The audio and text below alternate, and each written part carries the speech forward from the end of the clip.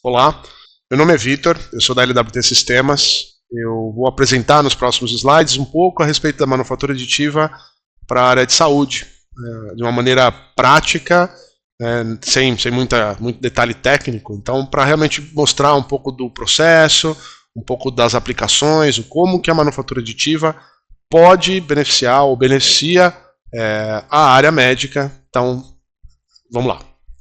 Bom, essa apresentação, ela não é uma apresentação técnica, ela não é uma apresentação profunda com relação às tecnologias, à maneira com que a manufatura aditiva trabalha na sua essência, ou de uma maneira, como eu disse, não muito profunda.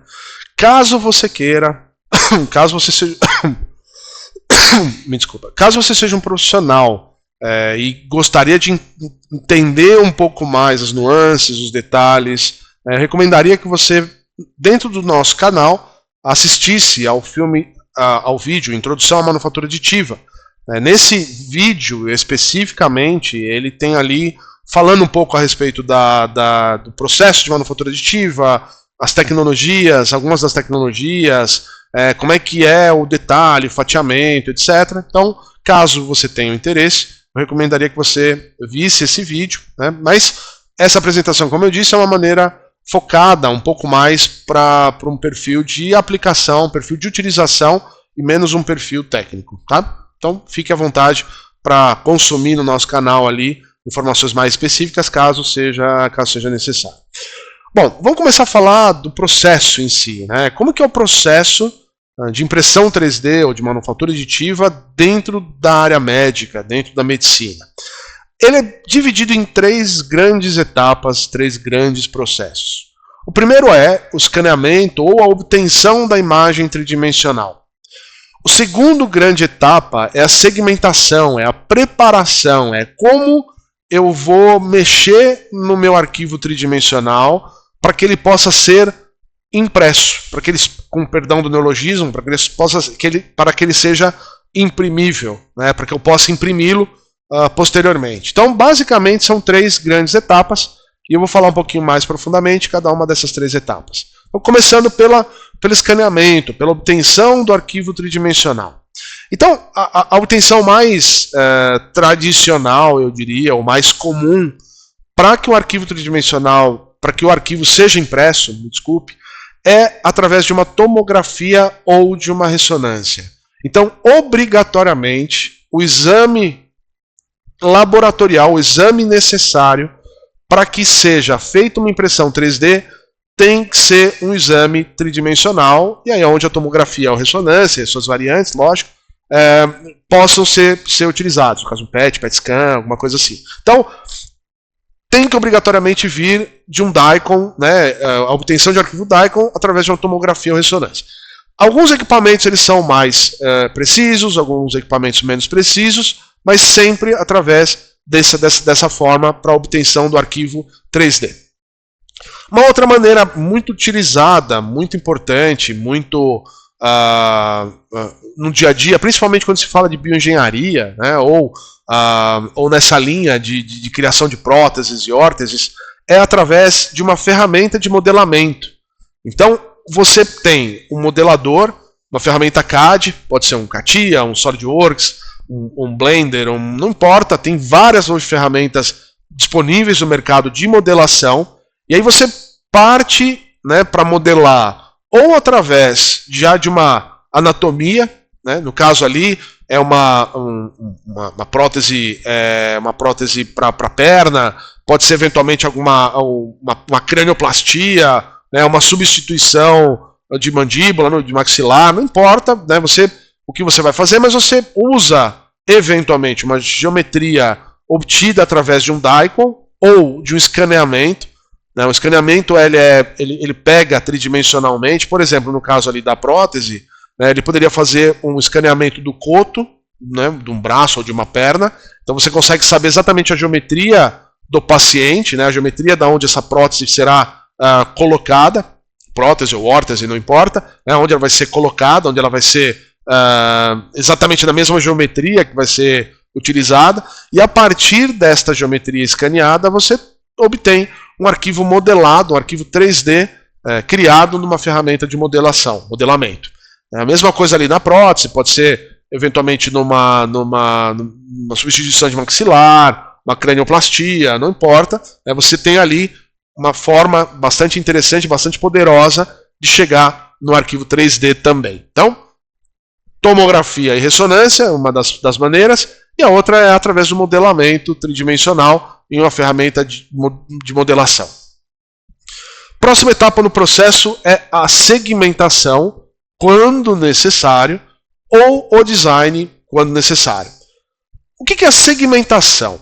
Quando você obtém a imagem DICOM, né, quando você obtém o 3D DICOM, você, usando uma ressonância, uma tomografia, um PET, alguma coisa esse tipo de tecnologia, vamos imaginar que a parte em questão seja o crânio. Né? Então você, junto com o crânio, né, não só a parte óssea, mas você tem ali a massa cefálica, você tem partes moles, cartilagens, ele traz tudo que tem dentro daquele arquivo, dentro daquela pessoa que foi usada a tomografia e a ressonância. Então, você traz tudo dentro do mesmo arquivo.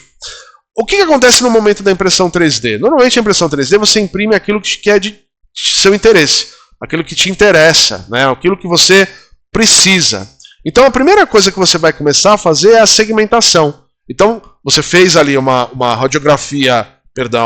uma ressonância, uma tomografia do crânio completo, mas você vai usar só a região do maxilar e eu preciso só o osso, né? Só a parte óssea para poder fazer ali o meu estudo, para fazer o que eu preciso. Então, primeira coisa pela qual você vai passar é pela segmentação. O profissional de segmentação, normalmente, ele é um profissional que, normalmente não, ele precisa ter uma expertise, um conhecimento anatômico muito grande e, normalmente, é um médico que costuma fazer esse trabalho. Okay? Justamente pelo conhecimento anatômico, pela funcionalidade anatômica, para poder começar a tirar aquilo que não é de interesse e manter aquilo que é de interesse. Existem hoje 2 softwares que eu diria como exemplos, né, só para que você já tenha uma referência. Um deles é o Mimics, da Materialize, uma empresa belga. Eu não sei se é o melhor software do mundo, mas eu diria que é o mais utilizado pela indústria médica, né, para segmentação. E tem um software extremamente poderoso, gratuito e aberto, que é o Invessalius, feito aqui por brasileiros, inclusive, o pessoal do CT de Campinas, fazem um trabalho incrivelmente incrível lá e bastante amplo.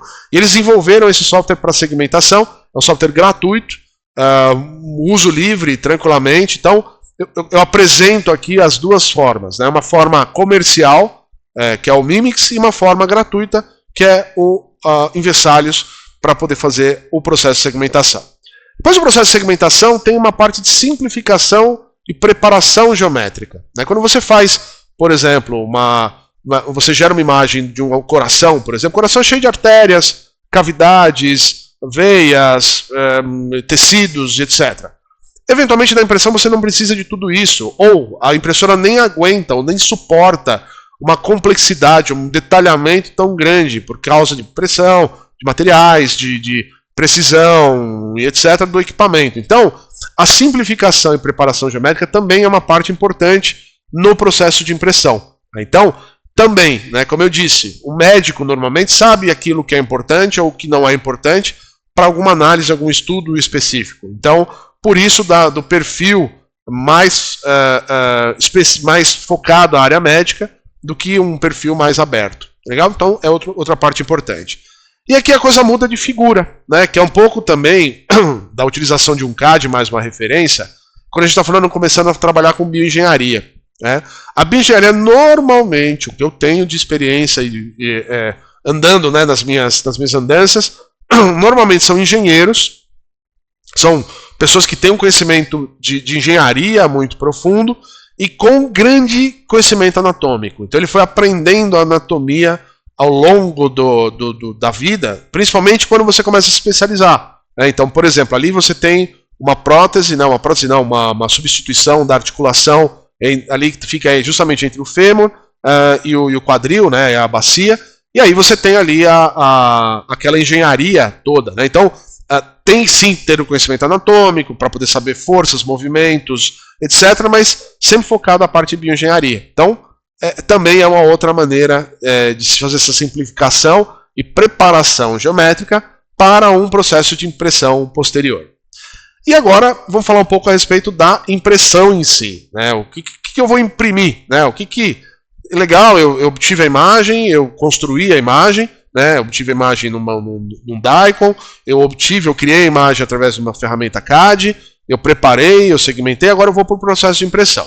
Então, 50% do desafio estavam nas duas etapas anteriores, e agora 50% do desafio é realmente o processo de impressão. Então, aí começam as diferenças, né? Hoje existem dezenas de impressoras, dezenas de fornecedores, dezenas de materiais, tem muita coisa disponível no mercado. Então aí começam algumas escolhas específicas, tá? Do que eu quero ter como resultado final. O quão próximo à realidade eu quero que a minha peça impressa seja, né? Então aí a gente começa a falar de parâmetros interessantes. Por exemplo, radiopacidade. O quão um determinado material impresso possui radiopacidade para sua aplicação. E a gente vai falar um pouco de aplicações ali na frente, de exemplos, né? Ou eu vou fazer uma cirurgia ortopédica. O quanto eu consigo trabalhar via software ou adicionar, por exemplo, lugares onde vão receber futuras parafusos, ou onde você vai usar uma serra, ou você vai colocar um osso com uma determinada patologia, uma osteosporose, por exemplo. Então, você tem no software ferramentas que apoiam e auxiliam exatamente a parte médica, o quanto eu consigo acelerar o meu processo para obter algo mais próximo do real. E, novamente, existem casos onde a impressão 3D é usada como uma referência, né, só para uma visão geral. Existem casos onde você tem coisas mais específicas, né, uma especificidade muito maior ou muito mais dedicada. Então, isso é algo a ser pensado, a ser analisado e a ser visto também no processo de obtenção, de escolha da impressão 3D.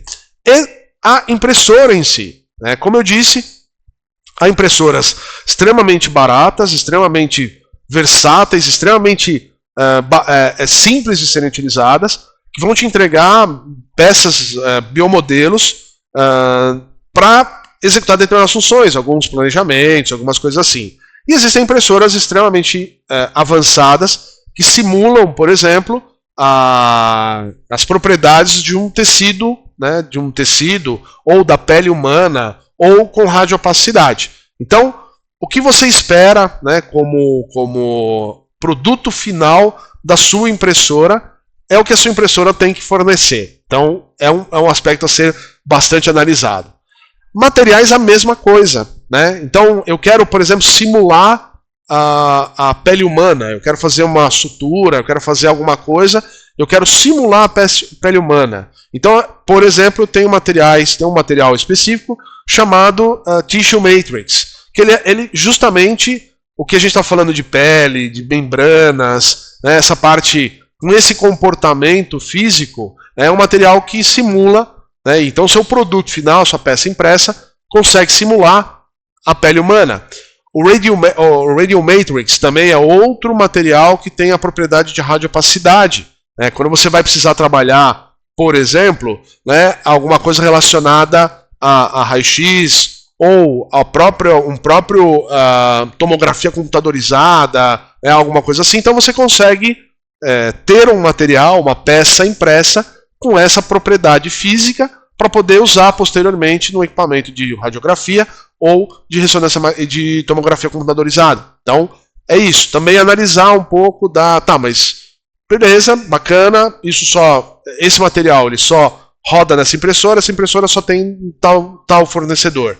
Ou não, pode ser algo simples. Então, beleza, posso comprar uma impressora de 2, 3, 4 mil reais e usá-la no meu dia a dia. Então, é importante entender que existem materiais especiais com a finalidade, com a função anatômica.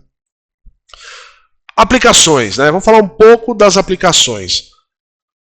Falei da impressora, falei da obtenção dos arquivos 3D, falei da preparação do arquivo tridimensional, falei da impressora, citei várias vezes para o que você precisa, para que aquela peça impressa vai ser utilizada. Então, vou começar a falar a respeito de algumas dessas aplicações aqui nos próximos slides. Então, uma das aplicações que é de extrema importância é replicar a patologia de interesse. Então, neste caso específico do lado esquerdo, as imagens A e B, a gente está falando de um tumor, né, um seio feminino, né, ali tem um tumor, e você quer analisar, né, você o conjunto de médicos, o conjunto de pessoas, querem analisar eventualmente um tumor numa posição específica, dentro de um corpo específico. Tá? Então, é aquele momento onde você hoje consegue dissecar um cadáver, ou eventualmente usar algumas imagens tridimensionais para fazer isso, mas você tem uma peça 3D física, onde você consegue manipular aquela patologia. Então, é um pouco diferente a percepção, né, a qualidade, eventualmente, aí no planejamento cirúrgico, quando você tem a peça final. Principalmente quando você quer capacitar médicos,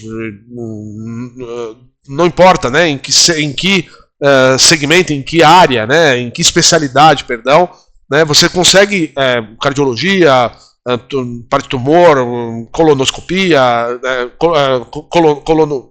né, perdão, me desculpa, né, pode ser a parte o cardiologista, né, pode ser eventualmente um especialista na parte colono, tanto a parte de gastro. Então você tem ali as suas especialidades, né, então você consegue imprimir peças específicas para determinadas patologias. Então é analisar, preparar, estudar, é fazer com que além da parte básica, a parte mais comum no corpo humano, você consiga estudar coisas mais específicas ou partes mais específicas e mais difíceis de obter, eventualmente, um exemplo, né, para poder manipular, para poder ter isso em mãos.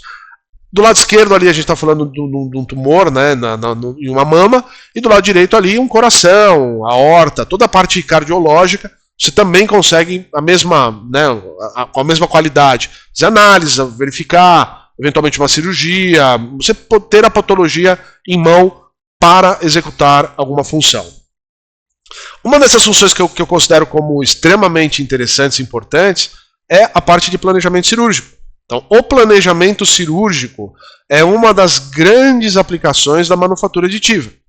E quanto mais próximo o arquivo tridimensional, o arquivo 3D impresso for da realidade, melhor o planejamento cirúrgico. Então, quando você tem, por exemplo, fazer um processo, um cateterismo, uma colocação de um stent, por exemplo, quanto mais próximo o meio, né, que você consiga imprimir estiver do real, do corpo humano, melhor a preparação do médico no processo cirúrgico.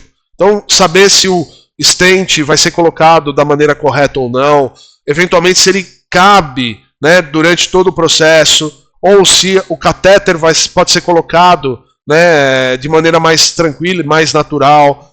O catéter não é esse catéter, é um catéter maior, é um catéter menor. Poxa, eu vou ter dificuldades. Então, quando você tem todo esse planejamento prévio, né, você começa a ganhar muito na qualidade do processo cirúrgico em si. Quanto menos tempo você tiver o paciente perdendo fluidos ao longo de uma cirurgia, maior a chance de êxito não só da cirurgia, mas também da chance de vida, né, do paciente aumenta muito também. Então, esse planejamento, quanto mais próximo do real, faz com que a velocidade, a qualidade seja muito maior, né, deixando não só o médico mais confortável, mas todo mundo que está relacionado, a família, o paciente, né, todo mundo também de uma maneira mais confortável de uma cirurgia. Principalmente nas cirurgias mais complexas. Né? As cirurgias mais simples, perfeito, não há nenhuma dificuldade. Nas cirurgias mais complexas, aí sim a gente começa a ter ali uma necessidade, uma demanda cada vez maior, cada vez crescente, para a impressão de biomodelos para a execução de planejamento cirúrgico. Esse é outro caso também que mistura tanto a impressão 3D, tanto meios computacionais e impressão 3D, quanto os meios tradicionais. Então ali a imagem A é uma broncoscopia, justamente para mostrar como ele está, o processo tradicional. O B é um PET, é uma tomografia computadorizada, né, da mesma região, então você tem ali a mesma região.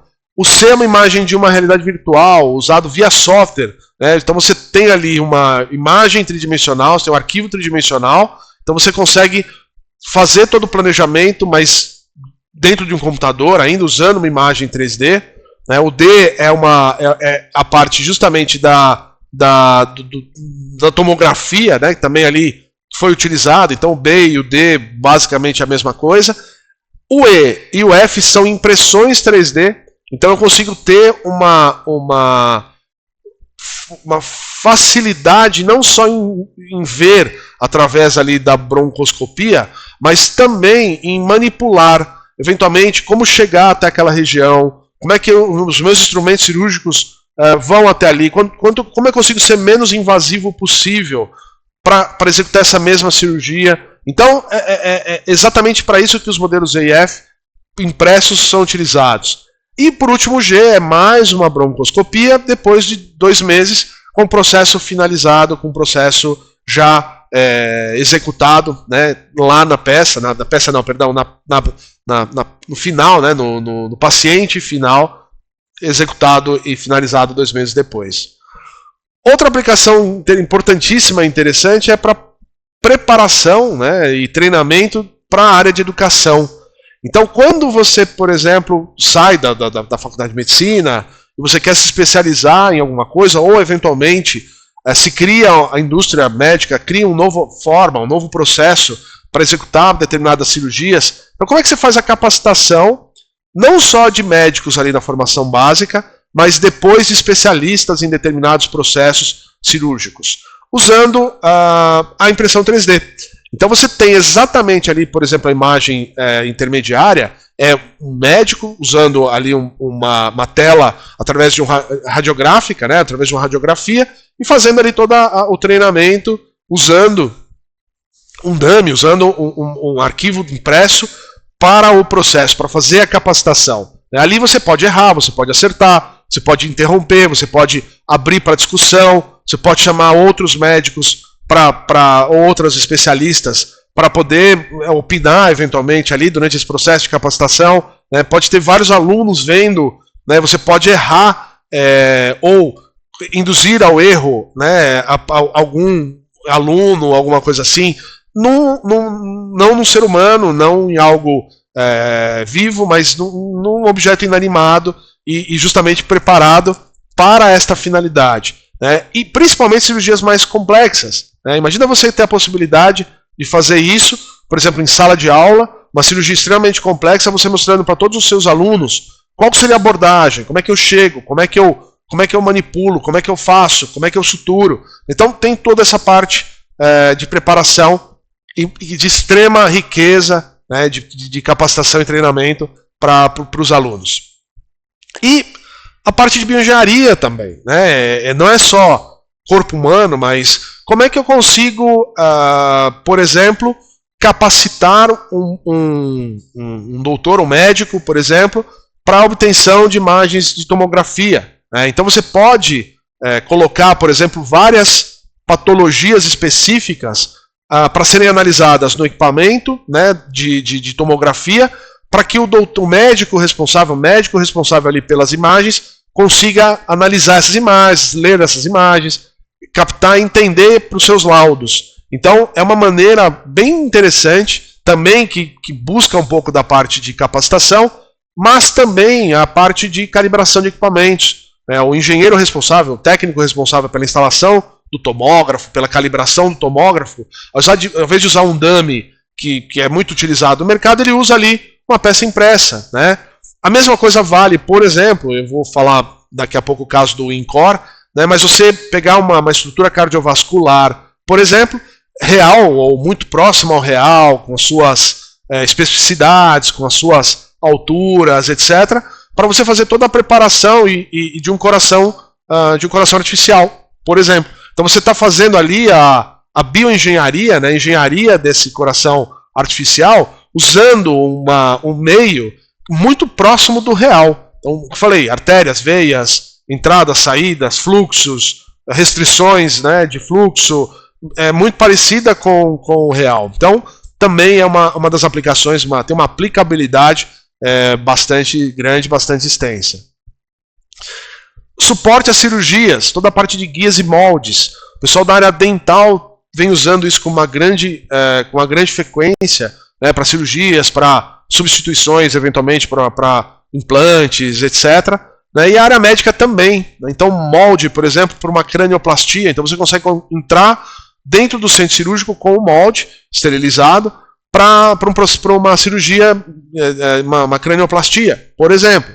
Você consegue fazer uma cirurgia ortopédica, você consegue fazer toda a preparação dos dispositivos que você vai usar para segurar um tecido, para afastar, para colocar, ao invés de para ajudar você num afastador, né, alguma coisa assim, você consegue imprimir guias e ajudas e apoios, dispositivos para suporte aos processos cirúrgicos de uma maneira super tranquila, né, de forma antecipada.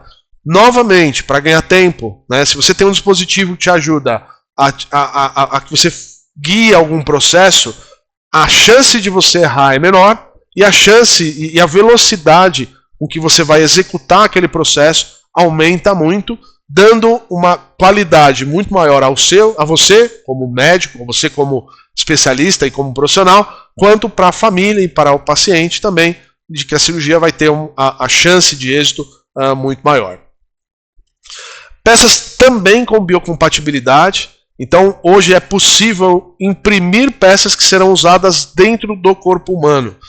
Ainda é um processo incipiente no Brasil, ainda existem muita gente fazendo isso, mas ainda de uma maneira, eu acho que ainda muito pontual, não é uma maneira muito generalizada, mas existe muita gente fazendo, isso é muito interessante, que é a substituição de partes do corpo humano por peças impressas, né?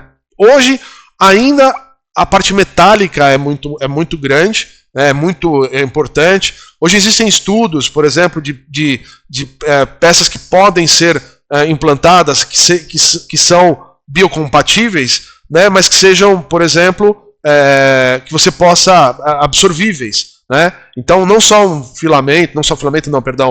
fio absorvível, mas você, por exemplo, consegue colocar uma estrutura dentro do corpo humano biocompatível que seja bioabsorvível para que, eventualmente, o próprio corpo humano faça a regeneração. Então, tem alguns estudos, alguns casos que já se usa isso.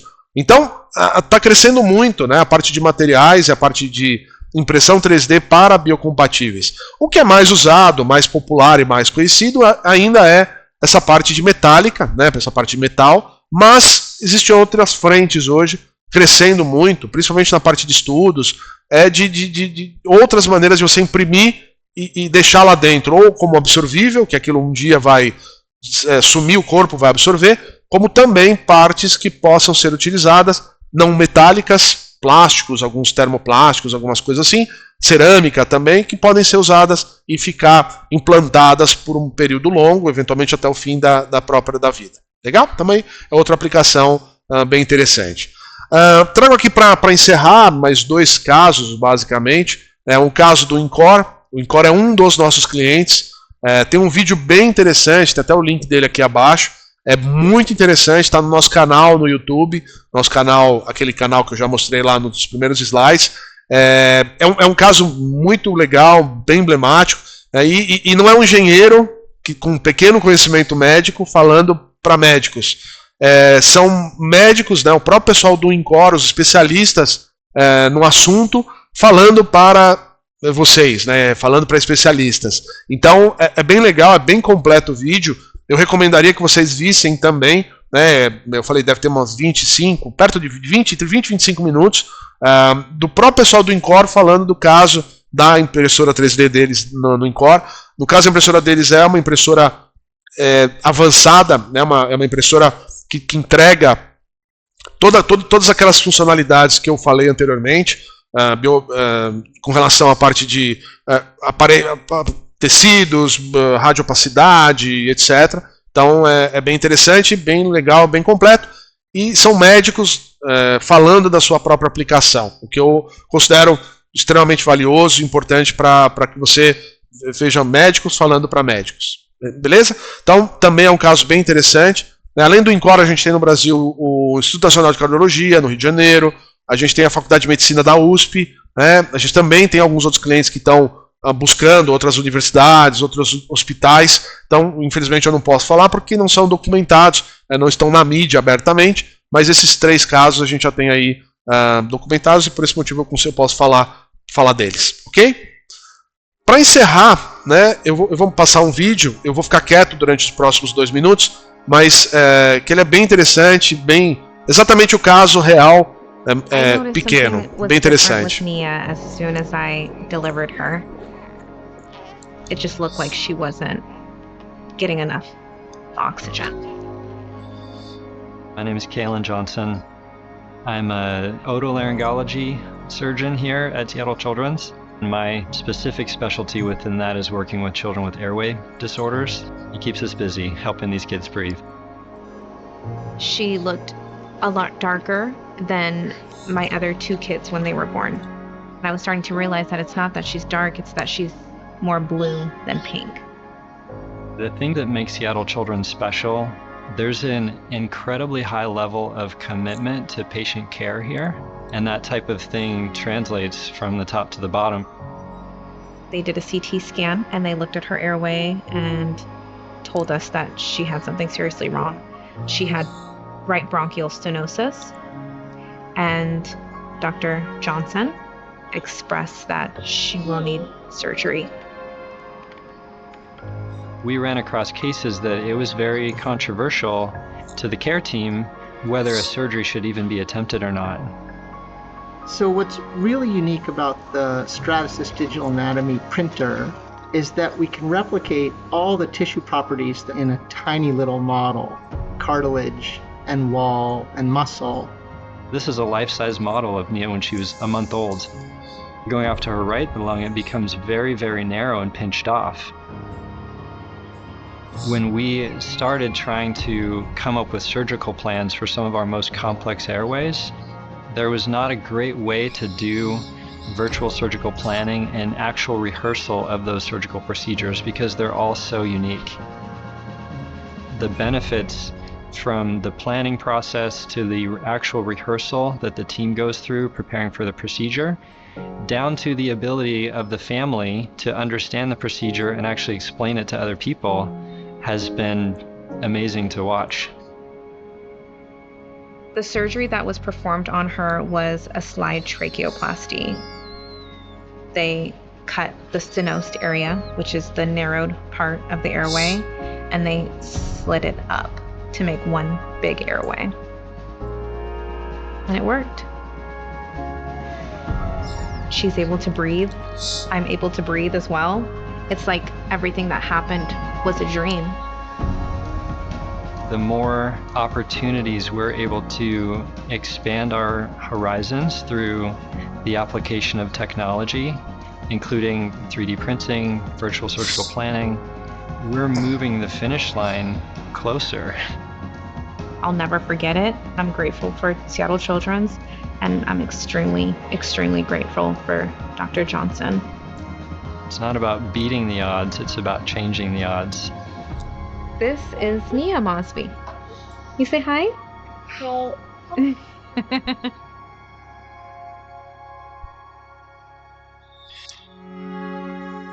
Eu acho que esse vídeo ele é bastante interessante. Eu acho que exatamente ilustra muito bem todo o processo que eu acabei falando aí nos últimos slides, desde da identificação, né, do problema até a resolução do problema, todo o processo. Ele comenta, acho que alguns comentários que ele faz que eu vou colocar aqui, parafrasear, acho importante, é justamente você... será que a equipe de cirurgia vai operar ou não? Vale a pena ou não vale? Né? Tomar essa decisão, às vezes é muito difícil, não só o planejamento, né, a melhor maneira de operar e a maneira de falar, juntar as diferentes tecnologias disponíveis para trazer a linha final mais perto, né? É uma das frases que ele coloca ali, trazer né, acelerar o quanto mais aí o final, que é a menina, né, voltando com saúde, né, os seus adversários, etc. E não e a última frase que ele coloca, né, não bater as chances, né, não é lidar com a probabilidade, é você controlar a probabilidade, né? Não foi exatamente essa frase, mas é a tradução mais livre, mas não é você bater a chance, a probabilidade de dar certo, mas você conseguir controlar essa probabilidade, você aumentar a probabilidade, isso é o mais importante, ok? Então, o que eu tinha para falar de uma maneira geral na área de impressão, de manufatura aditiva, para a área médica era isso. Rapidamente, a LWT é uma empresa, nossa expertise maior, sem dúvida, é industrial. Como eu disse, eu sou engenheiro, não médico. Eu gosto muito da área médica, acho a área médica incrível, né? E a bioengenharia, então, para mim, seria o meu sonho. Minha carreira acabou me levando para outro lugar, mas não tem problema, né? É uma outra característica. Mas eu acho lindo, acho maravilhoso, acho extremamente nobre. Mas a LWT tem esse foco, tem esse pé muito grande, e com a manufatura aditiva nós ampliamos aí nessa vertical médica e dental. Nós também temos uma parte dental, mas não é o caso aqui. Então toda a parte de médica, isso que a gente mostrou um pouco, principalmente na parte de apoio. Nós não somos especialistas em corpo humano, mas nós somos especialistas no processo de manufatura aditiva e como fazer com que vocês aprendam e usem e façam o que vocês sabem fazer de melhor, que é salvar vidas. Tá bom? Então, era isso que eu tinha para dizer. Nossas mídias sociais aí, nossos sites, etc. Tem muita informação. Então, usem. Tem outras aplicações aí para a área médica mais específicas, alguns estudos, outros papers. Então, vejam. É bem legal, bem interessante. Faz bastante sentido, né, procurar ali no nosso canal do YouTube, principalmente, tem muito vídeo, alguns webinars que a gente acabou fazendo. Se você é mais generalista, não é da área médica, não é especificamente um médico, também tem muita coisa na área industrial. É isso, tem muita informação de todos os produtos e para todas as verticais que a gente atende. Legal? Meu contato, caso alguém queira falar comigo, precise falar comigo, eu estou sempre à disposição.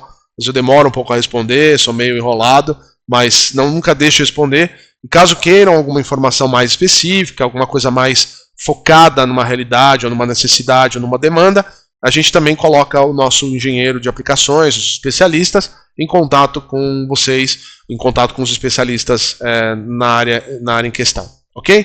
Então, era isso. Eu gostaria de agradecer o tempo de vocês aí, né, para quem viu um pedaço do vídeo, um vídeo inteiro ou uma parte dele. Então, obrigado pela disponibilidade, né, e novamente me coloco à disposição para o que precisar. Obrigado.